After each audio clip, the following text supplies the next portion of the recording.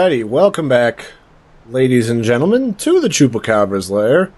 I am, of course, your delectable cryptid host, Larry the Chupacabra. And we're checking out something a little bit different for today's Game Jam video.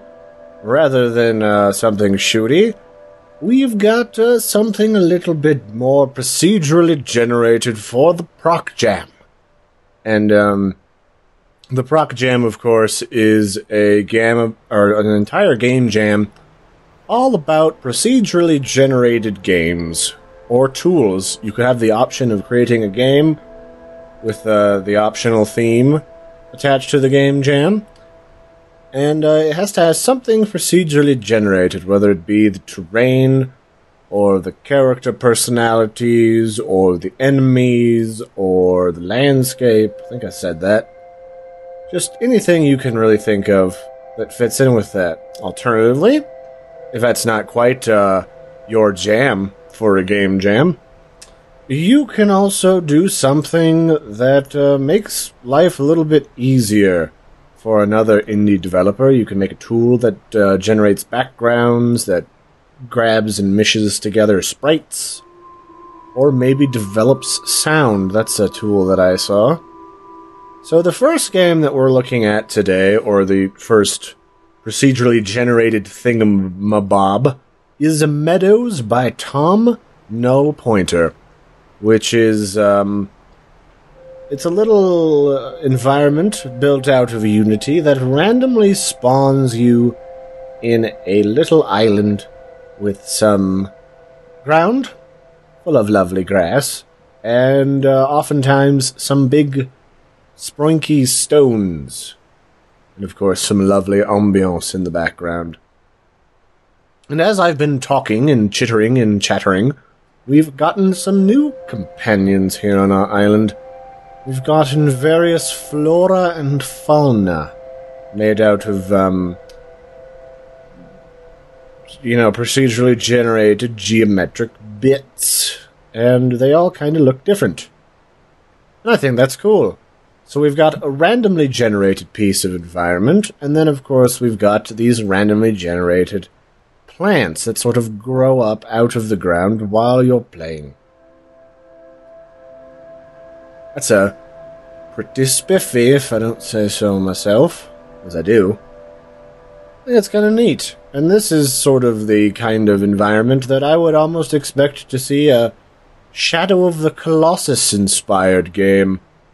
Perhaps some sort of ancient Atlantean civilization that sprouted off a long time ago, made some kooky creations, and they ended up wiping out your civilization, but you're going to try and harness them in order to get back home. I don't know. There's all sorts of stuff you could make out of this. I mean, most notably, in games such as this, you would see a roguelike type game, such as The Binding of Isaac, or Rogue Legacy, or whatever that game where you were digging through a mine endlessly. I think Cavern Kings is also randomly generated. That's a game I've been meaning to check out as well.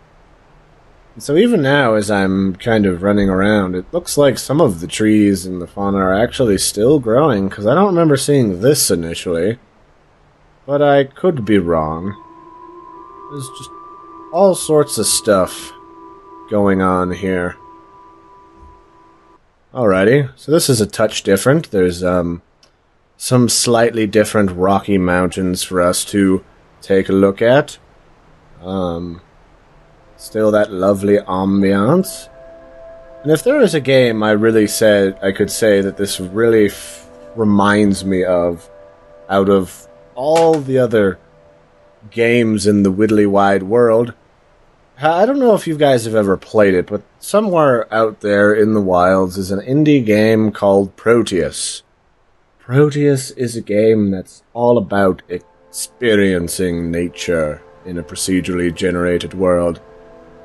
And it reminds me of that in two ways. Like, I also kind of feel like the growing fauna that you see in front of us is kind of like representative of a dynamic system where the seasons can change as you go through time and space. And then the other piece is that Proteus was a game all about wandering around the landscape with relaxing music and just being relaxed. And then, of course, there was like this magical thing that could happen if you went into like a Stonehenge type area. There's also this zoom function, if I didn't mention that before. You can zoom and see all of the crazy plants. But this is pretty much what you have here for the game. There's some nice plants, there's some nice music, there's some random terrain. It's a lovely package. It's essentially the essence of procedurally generated terrain. It's almost like a little minigame. Although there's really not a goal or a way to murder yourself. Can we jump off the edge? I don't know if we can. Nope, we can't go jump off the edge. I did have a couple of gripes about Meadows. Mostly that I wish there was maybe not more variety. I mean, it's procedurally generated. That's kind of like a kitschy word. But I think it would be interesting to just have some of these terrains be a little bit more randomy. Or maybe you could try to like control how much of what type of terrain is in the game when you spawn it. Because I had a lot of landscapes like this. Sure, it's a beautiful gradient. There's lots of mystical particles. But I need some mountaininess in my randomly procedurally generated goodness, and I think I went through like 12 of these initially, just trying to look for some rocks that were a little bit bigger. And then, of course, I had a lot of them where there were like little islands off to the sides. Those were kind of neat. But I also had a lot of these little black patches, like really big swaths. Not entirely sure what that's about. But this would make a lovely roguelike game, especially an open-world sandbox roguelike. So very nice job, Mr. Tom Null Pointer. It's lovely, it's pretty relaxing, and there's a lot of different variation if you spend the time launching and relaunching the game, even in these plants. Like, I don't think I've seen this orientation of bush before. Or even some of these tall tree thingies. So it's 2 layers of procedurally generated. There's the initial landscape that is spawned when you use the Unity launcher. And you set it to like whatever graphical level. I don't think there's a lot of difference in the graphical level. And then there's the dynamic procedural generation of these random plants that are obviously built out of pre-made geometric shapes.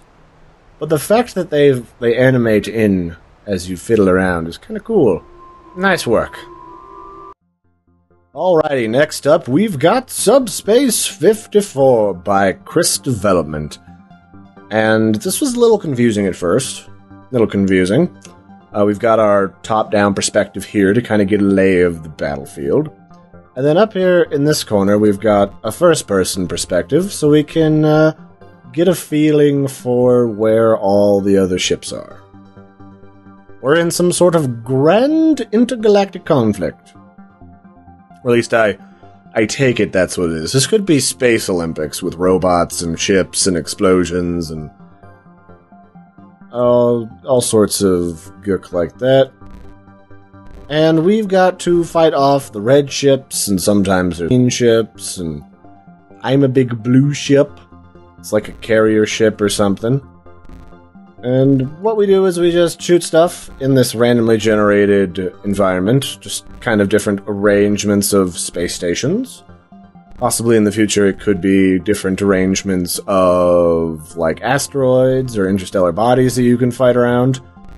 And this is like one big crazy... Oh, those are my ships. Okay, that's why they're not murdering me. But this is trying to murder me. That's not very much fun. And we just fight it out with the ship until we get destroyed. And then we get to spawn in another ship. Another procedurally spawned random ship. Sometimes it's a big ship, sometimes it's one of those little schooner ships that I'm mousing around. What is... I don't even know what my target is. There's just this green thing in the corner. So this is Subspace 54. You huff and you puff and you shoot ships in the face. And this space station is a ghost space station. So what could I see this game being used for? Well, it's a little fiddly. You got these two perspectives, which I actually kind of like, because I look here to fight stuff that's near me, and then I use this one to see way off into the distance, if the sprites would like to load for me, where my targets are. So somewhere, presumably over here, is a space station spawning enemy ships, and I gotta murder them. But give me some more ships to fight. Alright, where are we going? Where are we going, crew? Somewhere in this general direction. And so I could see this game turning into an open environment where you just have a load of randomly generated stuff in a battlefield, and then there's some sort of random mission objectives that each team gets, and then you can fight for galactic supremacy. So I just got exploded, and now I have this little ship, which is a little bit more maneuverable, but it doesn't have a lot of health. And now these guys are just going to start touching me. Alright, now we got this really fast little ship that hopefully I can... Oh, never mind. I didn't want to go get help anyway. But I could see this where you just spawn over and over again in a combat Call of Duty, Counter-Strike sort of environment, and you fight for objectives. You pick a faction. I mean, it's a very simple faction where all you really do is fight in these arenas, and then you try to duke it out and gain supremacy, just like in something like Planetary Annihilation, where the factions don't matter all that much besides the upgrades that you've bought for different ship perks. And I can see these becoming massive battles where, like, let's say right now, an enemy space station is under attack. It's almost weakened and done for, so a message appears, and a blip on your radar showing you what direction to travel in comes up. And you then have to follow it and kill the objectives, and, you know, basically it's just a warfare game. Then maybe you could customize the different types of ships. I think it should still be random. I like the notion of the randomness. But you could customize each class of ship you have access to in order to do battle. And then you could battle with your friends in like a big open multiplayer game. And I think that'd be really cool. Now, is that the intention of the maker? I don't know. I don't know what Kris had in mind with this. But it certainly is a neat concept. And I definitely picked this up because I'm a sucker for a good spaceship game. It's kind of like playing Raiden X in a more of an open world environment. So our target is this big blob of green, and I take that to mean that our target is something at the edge of this planet. Clearly all of our compatriots think there's something cool over here. I couldn't tell you what, but there was something. Now, the takeaways from this showcase are, this is kind of cool. It's a different way of handling procedural generation. It's definitely a different way of handling perspectives. Normally you have to swap between perspectives in order to get a feel for things. But this is a smart way of managing a flat perspective that shifts. Just have both of them on the same interface. I mean, we're in a ship, why not? Digital world, ships, cameras, weirdness, all that stuff. Splendid. The one thing I can say is, it is a little bit difficult to control your ships. It's really difficult to fight other ships. Turning is a huge problem. All that kind of kooky stuff.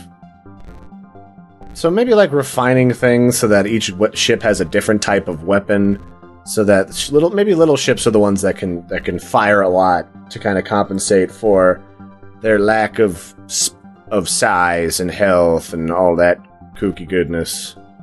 You can see the front perspective up there. I don't know, like maybe just give some delineation between the ships and how they fire. Maybe give the little ones like a side strafe ability, because avoiding missiles is a pain in the butt. And I think you've got some good stuff here. Just, in general, mess around with the controls. And I think you've got the potential for all sorts of gameplay here. Then you could, I don't know, add some varying terrain for some interstellar bodies that can murder you as you fight around them, just to give some different, estranged variety. And this could make a fantastic game. I definitely would push for multiplayer, though. Just for the random number of ships and the absolute redonkulous nature of it right now, in this early prototype, I think that would be the perfect thing to do with it. It could be like your own 8-bit dumbed-down version of Dreadnought. Alright, let's get out of here. Nice job, Kris. It's tasty. Confusing. Not really sure what I should be doing in it, but tasty. Alright, last but not least, we have got Such Incomplete, Much Unfinished by Nesis. Nesis? I'm gonna call you Nessie. So, Nessie created a randomly generated game, and we're gonna make a seed called Larry is the Bestest, and we're gonna call ourselves Larry. And this is a game all about sort of like a combat-y, roguelike game in the third person, much along the lines of Zelda. With destructible terrain, we have a sword, obviously, and pots we can smash like I'm in Zelda. And that's actually what Nesis references as inspiration for this game. And this is all about roaming around, finding upgrades and solving puzzles. Or at least I assume so. I'm not entirely certain about the puzzles, and the reason why I say that... Oh, this is the labyrinth. Okay, I don't want to do the labyrinth. The reason why I say that is games like Zelda, as tasty as they are, they thrive because of their very well-controlled puzzles and traps and... Oh, I'm getting touched already. Okay, calm down, Skeleto. Alright. They thrive because they have a very tight-knit control over the gameplay, over the puzzles in the game. And it makes them very challenging and very dynamic, and it's fun because, you know, they spend a lot of time making the puzzles. So the challenge then for a procedurally generated version of that is twofold. First, you know, procedurally generated puzzles can be good. I've played a couple of games that are pretty tasty. I think we just got a hook shot. Yep, we did just get a hook shot. And so there's 3 things we can get in this alpha demo. But it's difficult to make meaningful procedurally generated puzzles that don't just feel like random puzzle pieces. So that would be the first most notable challenge I see for Nesis. The other is tight control over when you get your upgrades and how. For example, you'd really have to... Here we go. Here's a good example. I could have gone through this door first, and there wouldn't really have been a lot I could have done to overcome this obstacle if I really had to do it first, because I just didn't have the tool, and then I'd get stuck. To get around that, I think Nesis actually recognizes quite a few of these issues. Oh, whoops. I fell into the abyss. To get around some of those issues, I think, which Nesis is very aware of, you've got things like Open All Doors button up there for E. Because there are some rooms where you need, like, a fire in order to light a bunch of torches to open the gate. And then both doors locked on me. Here's the fire element right here. So you don't have fire immediately. Well, obviously you'd get stuck otherwise, so for the prototype, Nesis was nice enough to give me a button that opens all the things. Gave us all that button. So already I found the claw hook and the fire. Hopefully I can get a health upgrade, because I'm about to get murdered by just about anything. Oh, I think this is supposed to be a tutorial about how to light torches from these crocodiles. Don't laugh at me. Don't you laugh at me. Hurts my feelings when you laugh, crocodile man, with your crocodile face. Alright, so now we're going to go into the labyrinth. I like a labyrinth. I like a good labyrinth. So I like the concept of this game. It's very rough, obviously. This is a very early demo. But it's a solid demo. It really is. How do I don't think I can get through here. Let's just go back through the doors. And this is almost like looking at a game like Wind Waker, or like, say, the song I Got Murdered by the Bat Upon Entering the Room. Another thing you might work on, don't let things in the room aggro on me before I've even loaded in. But it's like looking through at a 3D Zelda game, not the 8-bit ones, obviously, and kind of seeing where they started. Because I think a lot of them did start like this. I mean, this is a very early prototype. They're starting to get the feel for the gameplay. And then they start throwing in some tasty graphics and going from there. And besides randomly generated puzzles, the other thing is creating randomly generated terrain that feels like it flows. Because one thing I'm already kind of feeling like is this is feeling very choppy, like it's room by room, which is understandable for a prototype. I mean, don't get me wrong, I'm not hating. But you gotta figure out bigger rooms, long twisting corridors, randomly generated terrain that can come in not just modular chunks, but also in room-by-room segments. So this is a big empty main room. Is there a boss in here I'm not seeing? Weird. So it's all about flow, while also providing a challenge, and also providing meaningful gameplay. So for however you would prefer that whole kitten caboodle to happen. But as it stands right now, I mean, yes, it is said to be unfinished, but this has the makings of a very simple and straightforward roguelike. Don't fall into the abyss. Okay.